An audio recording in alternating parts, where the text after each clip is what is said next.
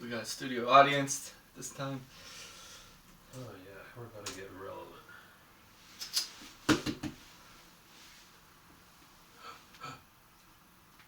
Oh, that's so close. Ah, there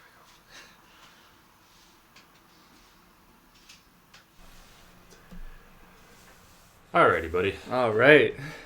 So here we are again on the 20th. 20th of December. 20th of December, 2020. What time is it? It is 4:56 p.m. 4:56. Which means, of course, we just did an episode, and we did it on gaming, and that was a lot of fun, but I asked you if you wanted to do another one, and you gamely popped on Let's for do me. it. Yeah, exactly. So I want to talk about something a little more heavy. So one of the reasons that we have the opportunity to do this series right now is because of the global pandemic that is going on right now. Yes, indeed. The coronavirus pandemic. And this has sort of given us a moment where we can, reflect on what's going on, where neither of us are able to work right now. Right. Where thankfully we were in Canada, where we are being funded by the government to stay alive. Yes. Thank you, Canada. So it's hard to know where to start with Corona. So actually, let's start at the beginning of this year. Yeah. But you go to the beginning of this year. Tell me about the start of your year, and I'll tell you about mine. Yeah, absolutely. So at the New Year's, I just remember having this really inexplicable sense that things would change. Mm-hmm.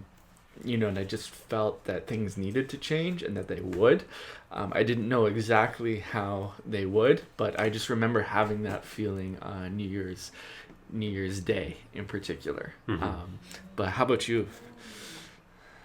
Well, so I remember at the beginning of this year, I'm still group tutoring. Right.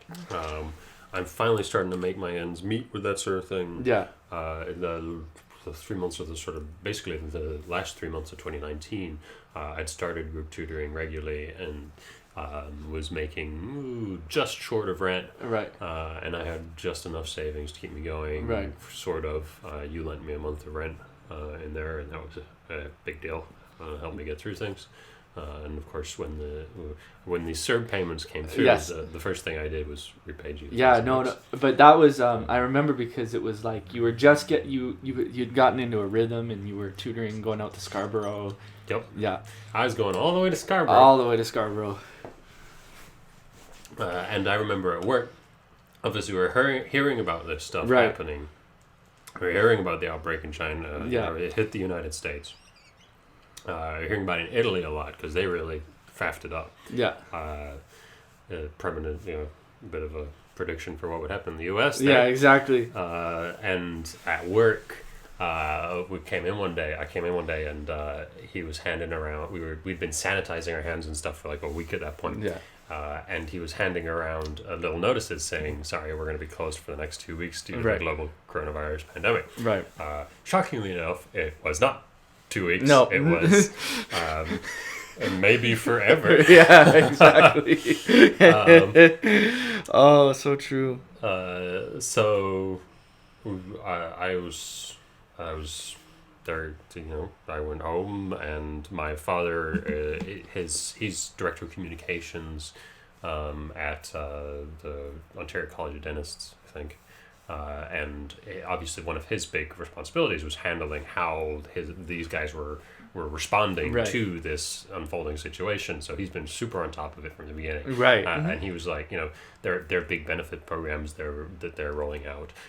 Get on EAI, get registered through EAI. Right. That will automatically roll you into the next program. Exactly. And he sent me a really good breakdown at one point of how it was all going to go, and I signed up, and there was a little hiccup that we'll get to later, but basically those programs have been keeping me going. So you hit New Year's Day. Catch what were you doing work wise, and then fill me in up until the start of the pandemic. Absolutely. So we had just come through our Christmas season at Evergreen Brickworks, specifically the Garden Market, which is the outdoor plant supply store, and we had just done Christmas trees. And I remember all of us had gotten really, really sick.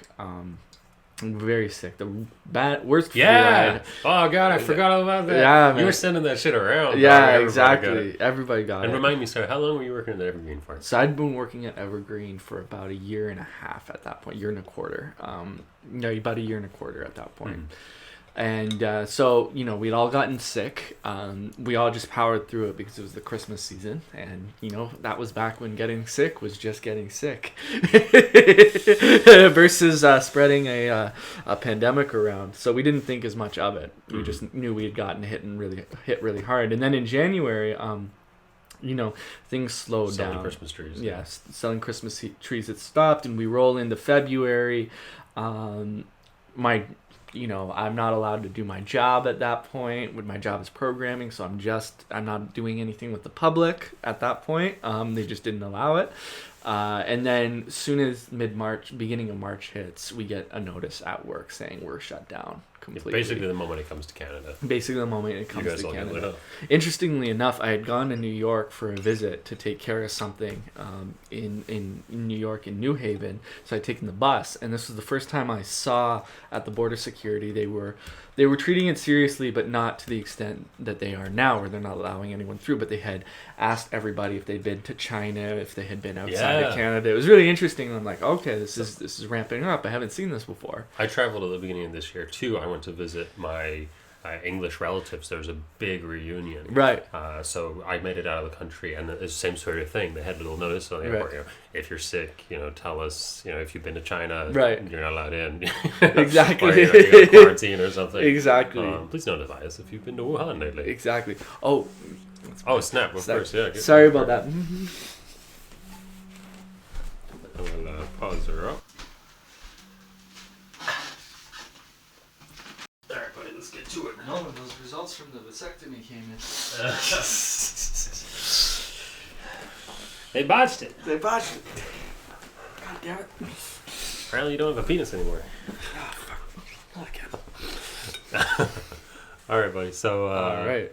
we've only got a minute here, but you were telling me about so we were talking about traveling. that's what we were doing. Right. So when they pulled us, or they didn't pull it, we stopped and they asked us a bunch of questions about whether we'd been outside the U.S. or not. It was more intensive than usual, and I remember, okay, this is ramping up than it had been before. Did you find it was similar when you went traveling?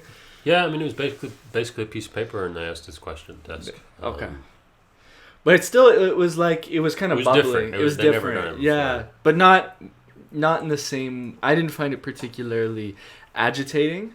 It was when they announced that the whole entire company at Evergreen was shutting down. That was when it really hit you. That when it really hit me. Yeah. Yeah, I remember. I was pretty sure when we got the 2-week we're not coming back thing. That was deeply unlikely. Yeah. And I talked to my boss, obviously, several times after that. Right. And it was pretty clear that we weren't coming back. And he'd changed his tone pretty quickly. And then, so things started to happen. Lockdowns started to come into effect across Canada. Right. We're in Toronto, obviously. It's a big focal zone. Tons and tons of people here. Yeah, exactly. And mask wearing took off pretty quick. Yeah. Masks were one of the first and easiest things to be implemented, and then not too long after that, places started to shut. Yep. There was a short period there, I remember, at the beginning, where basically everything kind of closed because nobody had any idea how to meet these conditions. Exactly, and the liquor store was closed. Not the liquor store. Oh, The liquor store was fine. That's right. Everything basically but the liquor stores and grocery stores you couldn't go into, and there was a huge amount of pressure. Just stay home. Just don't go out. People were obviously scrambling, trying to figure out what was going on. Sure, and one of the things that really got on my nerves was they closed the park. So for reference, this is coming out of spring and into high summer. Yeah, exactly. And they shut down all the parks. You were only allowed to wander through the parks, and they actually put a cop car in the center of Withrow Park. That's right. Yeah. And there's a the Riverdale Perk, which is just south of Withrow Park, which we go to on a rather frequent basis. Yes. They for me they're a pretty good sort of like measure of what places could do, because Right. at the beginning I remember they were just closed, Yeah. and then they first opened up and they sort of opened the door and they had like a screen in the door, Exactly. and they would take your orders and grab you coffees, and nobody was allowed in. No, exactly. And then as time progressed, when it started, partly it was just mass confusion. Yeah. Nobody was really sure what you could do, what you couldn't do, what you're going to get in trouble Right. for, what you weren't. Everybody had stories that back then, like, of people getting fined for just hanging out in the park and for Right. doing other basic stuff. Yeah, and stuff starts disappearing from grocery stores, certain things, because Toilet paper. Toilet paper. Great toilet paper shortage of 2020. exactly. And beans, I remember, and rice and pasta and things Tuna, like that. dried stuff. Exactly. Yeah. People were really sort of apocalypse sorting. Yeah, exactly. Getting really frantic about it. I remember one of my favorite stories from early on was I heard out in Hammertown or Guelph or someplace that they'd picked up a cocaine dealer and that they'd slapped him with the regular charges, and they'd also hit him with the $700 fine for operating a business during coronavirus. That's great. That's great. Put that one right here. Yeah, and so I remember, like, the week after I left, I went on this, like, crazy, wild escapade with Kevin. Yes. Yeah. Yes, of course. That was basically, because things shut down. So you suddenly had time to spare. Exactly, and On this is Jared. adventures. Exactly, this guy Kevin, who we won't get into right now too much. But anyway, I don't. Let's just say I don't work with him anymore. I don't talk to him anymore. But this time I still did, and we went up all the way up to Waugashig, Timmins, Ontario, and it was very strange because we left and things were still pretty normal, except for the fact you were wearing masks, but except for the fact that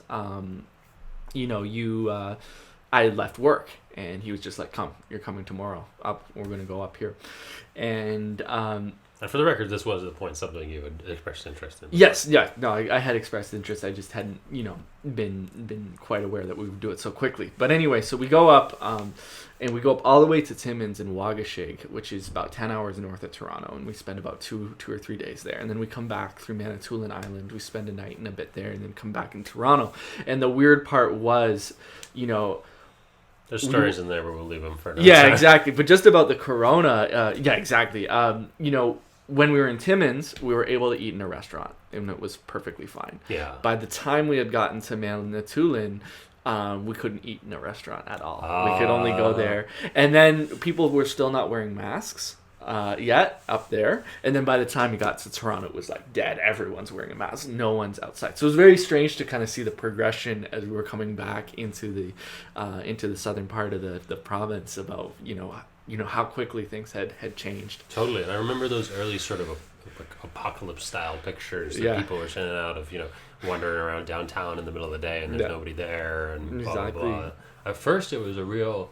In ways, especially, like, people aren't dropping dead in the streets or anything like that. The target populations are elderly. The big confusion early on was we just didn't know how this thing really spread. Exactly. And now, of course, we have a much better idea of that. And I think, but it was a novelty. Sorry, go ahead. For moments, it was a novelty. Exactly. Yeah, and at that point, we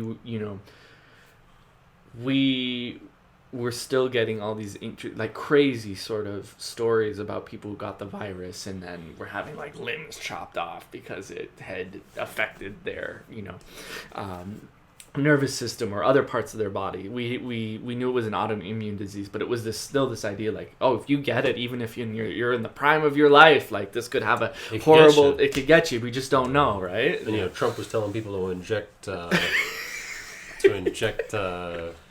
it's bleach, right? Inject hand sanitizer. Yeah, oh my god. Yeah, no. Drink bleach, It was wild. First he said it was a hoax. Chinese virus, yes. Yeah, Chinese virus, a hoax, and then it was the bleach, and then the hand sanitizer. Yeah, it was a wild. Yeah, and so things sort of escalated. It became pretty clear that, as businesses started to slowly reopen. Yeah. Then there was sort of there was a moment of light at the end of the tunnel. Yeah. At the start of winter, when things really started to open up a bit, and our idiot premier, Doug Ford, idiot family, idiot person, decided it was a good idea to get the virus breeding again. Yeah. And things opened up, and that, like, I'm pretty negative on businesses in general, and if you're running a small business, like, I understand that many small businesses are only just making it through, but to me, you also seem to have a fair amount of, like, it takes a decent chunk of capital to get these things running, and it's hard to feel too sorry for you if it collapses. But I really felt, I was feeling pretty rough for the businesses when, after the ones that survived the first shutdown, they had a period of reopening, and then they all got slammed with another huge lockdown, and that sort of promise, of things are gonna be okay, we're gonna reopen, we're gonna get the economy started. Oh, never mind, your Christmas season, which you're undoubtedly relying on to stay afloat, that's gone now. Yeah, it's gone completely. And I remember noticing, I think it was really, hard for restaurants and patios and bars that had space, because they were able to run patios, which, as we know now, is actually, of all the activities, is pretty safe. Being outside is basically okay. Yeah. It's incredibly rare that it gets transmitted outside. Exactly. At least that's our understanding as of recording. Exactly. And, this has been after they had invested in getting heating systems, getting tents for people, or shelters for people so they could be in their groups, not breathing in. They had done a whole bunch of, precautions, and spent a lot of money on getting set up to be able to accommodate this through the winter, and then are completely slammed, as you said. And it's like, those guys are out thousands, if not tens of thousands of dollars. Yeah, no, like there was a first wave of closures, and it was, a lot of it was sort of smaller and weirder stuff. Yeah. And then undoubtedly a second wave now, and we've seen more stuff going. Just and again, it's pretty clear that, like, business gonna be okay. Yeah. But the places that have really not been hurt are big businesses, big wealthy businesses, corporations, chains. Exactly. Timmy's is doing great. Walmart is fine. Walmart is, Walmart basically found a loophole and refused to close. Yeah. It still isn't closed. It still isn't closed. No, I like it's really something, because we've been. I was just out. I was just done with the news for months. Yeah. Wasn't interested. Was feeling pretty down. Yeah, for sure. And at a certain point, started to regain some strength. Came back to it. Started paying more attention. Read some articles about coronavirus. Right. Now that we have done research. Yes. We watched a lecture put on by Harvard, by the Radcliffe Institute together. Right. And one of the most fascinating things about all that is that people are talking about the socioeconomics of the situation. Right. They're saying, this virus, yes, it targets, it's at-risk populations or old people. Right. But because of the way that wealth works in North America and in Europe, it's old, poor people. Exactly. It's people who can't afford to separate out from their families. People Definitely. living in multi-generational homes. People who work on the front lines of healthcare and have to commute into work. People who work on the front lines of healthcare. Yeah. People who work at places that have to stay open. These Exactly. so-called essential workers. Exactly. Who almost all of whom seem to be working at minimum wage. No, definitely. And continue to be working at minimum wage, and are making less money than they would be making if they had been fired. Absolutely. And it was one of the reasons, and I want to preface this saying that I had the ability and the privilege to do so, but it's one of the reasons why I switched out of Evergreen and started working at the St. Jamestown Community Co-op, because they had a summer position to do so. Right. So, I mean, to clarify, you got fired out of Evergreen. Yeah. And then at a certain point later, they were like, would you come back? And I was like, yes, I'll try coming back, I'll try. And I did. I worked there for about a month, and it was, I think, ultimately a good experience, although I'm paying for it now. But you just seen how kind of quickly the expectations of what a service worker or a retail associate is supposed to do before and after the pandemic. Beforehand, retail work was not like the greatest job in the whole universe, but after the pandemic, there's the added expectation on you. You accommodate. Yeah, exactly. You accommodate, and you are security. You are there to ensure that people do not enter the retail space without a mask. And, as we know from like the big anti-mask movement, that can get actually pretty harrowing and can even get a little violent. I never had to experience anything like that except from people swearing at me and, harassing me verbally, which is not a big deal. But other people in that position have experienced violence, threats, and have had a lot of added stresses that are not in their job description. They aren't security. They're not paid like security. They are paid minimum wage workers. And yet the expectation is on them to perform security duties in the midst of this pandemic. Yeah, no, it's insane. And Evergreen's still going to exist. Yeah. And they really, in the end, they really just used this sort of thing to axe stuff that they weren't really thinking of keeping anyway. Exactly. And I think that's, that Evergreen isn't this like single evil organization or something. This is just how businesses and corporations think and how they are allowed to act in the way things are set up now. Exactly. So any place that can cut staff, they've been given an incentive to cut staff because you're only allowed so many people in a work environment now. Exactly. It's one of the things that I think we're both hopeful for is that this awareness of how the pandemic and the socioeconomics of the situation have sort of reflected on each other. Yeah. That's made its way into the real world a little bit. Definitely. And that in the coming year, people are going to be all like, hey, there's pandemics and then there's socioeconomic problems. Both of them are bad. We need to fix both of them. Look how much work we put into fixing a pandemic. Right. We were willing to close the economy. Yeah. We manufactured a virus in record time. Yeah. Let's a vaccine, sorry. A vaccine, sorry. Yeah. Let's not get too conspiratorial. Yeah, sorry. No, I'm just joking. I'm just teasing you. We manufactured a vaccine in record time. Yeah. Where's the vaccine for poverty? We could figure that one out too. No, exactly. And there was a podcast that our mutual friend shared with me that I shared with you guys just after the Harvard lecture that was about Toronto specifically. Mm-hmm. And they were talking about specific policies that could help reduce case counts. And those are things like paid sick leave. Those are things like paying basic people income. to stay at home, basic income, exactly, affordable housing. One of the things that I've really seen visibly erupt all over the city during the pandemic is the amount of homeless and dispossessed people setting up their own living communities and encampments, which is crazy. Which is crazy. And just recently, in the last month or so, the city and the police department has taken to abolishing and removing a bunch of those encampments. So I was reading that a lot of those homeless people, with nowhere else to go and no affordable housing in sight, or very little affordable housing in sight, they're moving onto areas like the TTC. They're moving onto areas like our bus systems and our subway systems, and that's not safe in a pandemic, and it's also not ideal for these folks, No, it's ideal for nobody, yeah. It's ideal for nobody, so, I stopped using the subway in the last 2 months because I started, I didn't need to use it. But people, as we talk about... Some people do. But, and as people who are on the front line and really vulnerable and have to work, whether they're retail or health professionals, they need to use transit, Mm-hmm. And they're coming into contact with all of these more folks who are not only just on the subway, they're living on the subway. It's wild.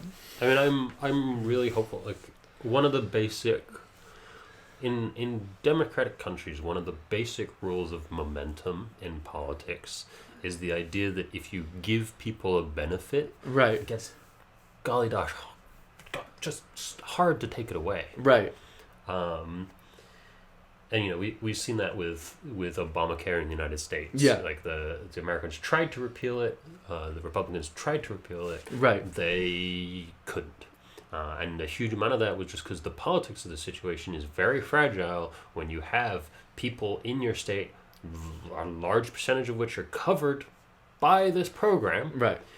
If you're trying to stop them from getting it, they'll support you if they support you because they don't really know what it is they're getting out of it. Right.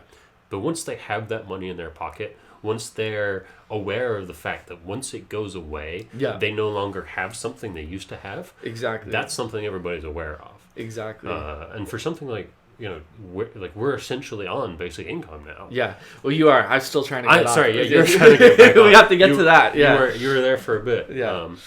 But I'm essentially on basic income now. And so are tons and tons of other people. Exactly.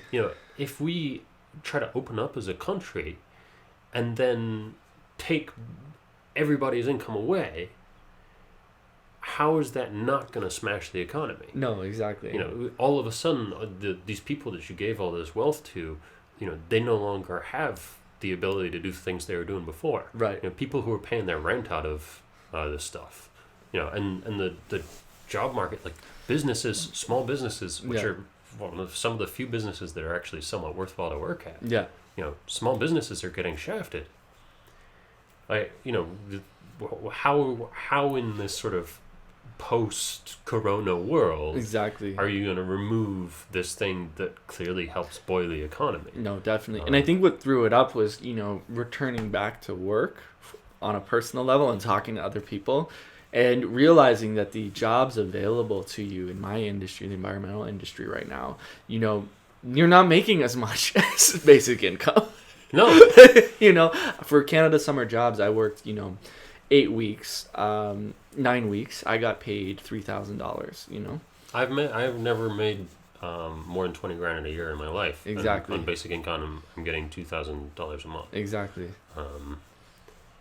It's wild, right? Like, and I think people see it because they're like, I'm returning back to work for what? Yeah. Like I'm to get yelled at in a shitty retail job, act as security, when I'm paid $14 an hour to do so, because the company is too cheap to hire a real security guard, And, people talk all sorts of crap about the deficit, but clearly the money is there. Yeah. Like there's money coming into people's pockets. Exactly. The economy as a whole seems to, there have been sectors that have been hit, but things like housing, they just kept going. Yeah. You could barely see a blip if you check out housing prices. No, exactly. Which people were able to find rent deals on rent, but not in the way that it was hyped up. Yeah, I mean,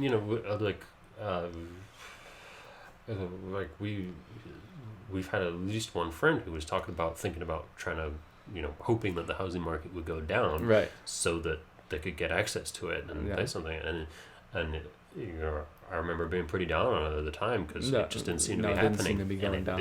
And it didn't. No, exactly. Well, and this is the other thing is like, our economy, because of CERB and because of, this proto-basic income, you can really see the difference between how we've weathered it as a country and the States down to the South, I think. Just talking to people. Like, the States had all of these, massive political upheavals as well. 300,000 dead. But exactly, man. They have 300,000 dead, and it could be more. It's probably going to be more. It's going to be a lot more. It could be over 1 million at a certain point by looking at certain projections before they figure their stuff out and slow it down. That's a huge number. And not everyone got a stimulus check, right? They're still arguing and trying to give people more than a one-time stimulus check. That was for like $600. You know what I mean? Like this, it's nothing, right? No, there's always the sad part of life is there's always opportunity when terrible things happen. Right. And hopefully the opportunity that arises out of this terrible thing is something that goes to people who need it instead of people who don't. Right. Because usually when bad things happen, it's the people who don't have who pay the cost, and the people who do have who reap the benefit. Exactly. And there are exceptions to that rule. There are times in history where the cost gets sort of balanced somehow, but we've been thinking that the way things have been going is pretty unsustainable. Yeah. There's a lot of real literature. At some point we'll do episodes about this. Yeah. But no, like things. It's one of the reasons we're doing this series. Yeah. Things have got to change. Exactly. And right now, I feel like people are figuring that out. Exactly. And I think one of the key, I hope. Yeah, and I hope, and that, I think, kind of to round it out, like, one of the reasons why I chose to leave Evergreen and go work with the co-op is we started this project called the Eco-Just Food Network, which was implemented to respond to the pandemic's effects on our local food system. Right. One of the big things that not a lot of people know about is that we are in a food crisis in Ontario in Canada, but it's not like a famine that you see in other parts of the world where there's just nothing on the shelf. We have dry goods. We have we have things we can buy and eat and sustain ourselves, but what we do have is a shortage of fresh vegetables, and we do have a sector of local small scale farmers who have been really hit hard by the pandemic. Sure. You have a crisis certainly of just the way farming has developed and the way industrial farming has taken over. Exactly. But that again is something. There's something a little we'll later. Tackle. But something that I think we've been trying to articulate because that's my dad. Well, that's Sorry, yeah. So let's do you want to just round up here? Or I'd rather go do it, but you want to go grab it? Yeah, right, for sure. We'll film the we'll film the end after. Awesome, thanks, man. No problem, dude. Record on that.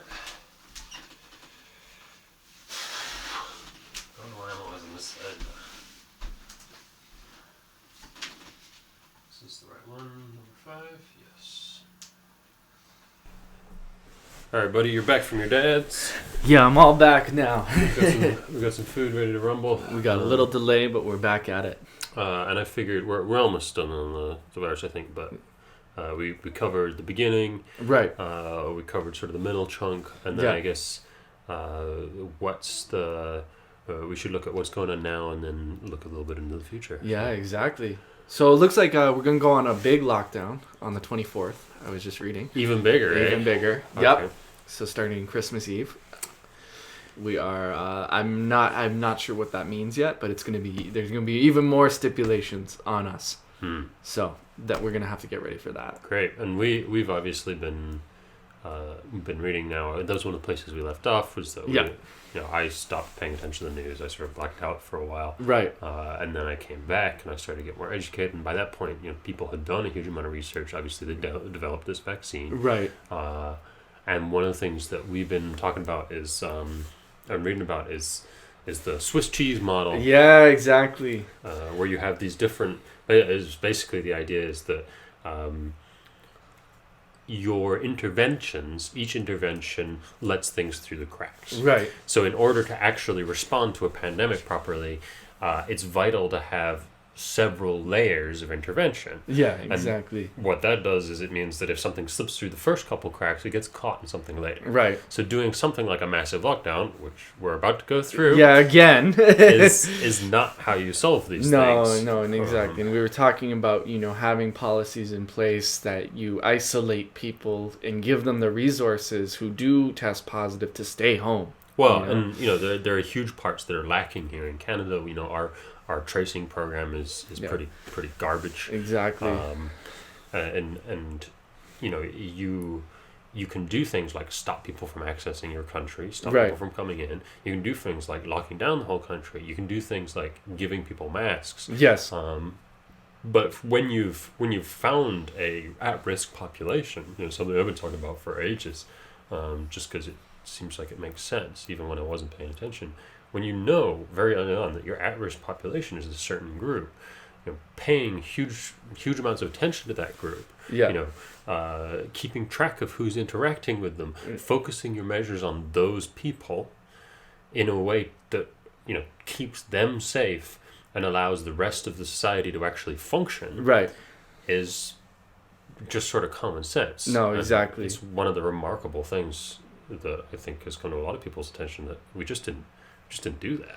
Yeah, no, it's true. And the frustrating moment that we're in is the research is there now to support measures that can be taken. The policies are pretty clearly articulated. that can help vulnerable groups of people. The political will right now in our province with our premier, even in our city at the municipal level, isn't there. Yeah. And that is where we're at. So the province has to appear like it's doing something. Mm-hmm. And it's going to do a lockdown, you know, versus actually targeting the groups of people with specific policies that would help reduce case counts and help these people out. Yeah, no, that's where we're at. Yeah, hopefully we've all sort of become more educated as a result of going through this. Certainly, you know, there are people, you know, refusing to wear masks and that sort of thing. I think, you know, these movements seem larger than they are because they're so current. Right. This is one of my hopes, one of my predictions for the future. Yeah. So we want to go for there. Like, what do you think you want to see looking back, or what do you predict you will see looking back at this? You know, however many years or. Well, I would predict that there's going to be another pandemic. Yeah. And my real hope is that we've learned from this pandemic, and we'll have, you know, structures in place as a society to in Canada and hopefully in America too, though in America will almost undoubtedly be state by state. Yeah. And hopefully in the UK as well, though UK is a huge nightmare of its own. Yeah. We'll talk about that. But I hope that in the future we're aware. I mean, we're sort of have knowledge about how to interact with these things, and we have the proper government institutions in place to track people, to figure out, you know, okay, does there have to be a lockdown? Yeah. You know, let's actually do a lockdown in a proper way. You know, when a lockdown actually occurs, you know, the hopefully there's all these other parts of the puzzle that fit together. Right. Because one of the things we always talk about is that, you know, it's impossible to do politics piece by piece. Yeah. You know, you every time you change a part of the web, other things are affected down the chain. Yeah, you gotta hit it all at once in a lot of ways. And that's of course incredibly hard. And you can't literally do that. But you can get as many boxes ticked as you can. You can hit as many leverage points. It's whack-a-mole. Yeah, exactly. And try to hit as many boxes politics as you can. Politics is a process. Yeah. No, exactly. I'm thinking in the future, you know, I want to see if this is true. I do predict there'll be another pandemic. I'm hoping that certain policies like basic income, in fact, specifically basic income, are implemented in Canada and in parts of the United States as well. I think in particular large urban cities, large urban centers in the United States could benefit from it. I also hope that in the United States there is some kind of Medicare for all implemented as well. And I hope that's true. We hadn't even touched on how horrible that set of things is. Yeah, exactly. We're very lucky to be here in Canada and actually be able to get treatment. You know, so that's another thing I hope. The last thing I kind of hope is that people understand the complexity of our global ecosystem and how something, you know, like this kind of virus can develop into a pandemic because of how interdependent the globe we live in, how intertwined our society is with our ecology. And as the ecology suffers, you know, our society is going to suffer. And the pandemic is just a very, you know, legible example of that. But that is going to continue. So I hope we take steps to understand that. Yeah, buddy. All right. Thanks a lot. Thanks, man. We got it done. Yeah, another one. Another one down in the park. Let's have some dinner. Yeah, man.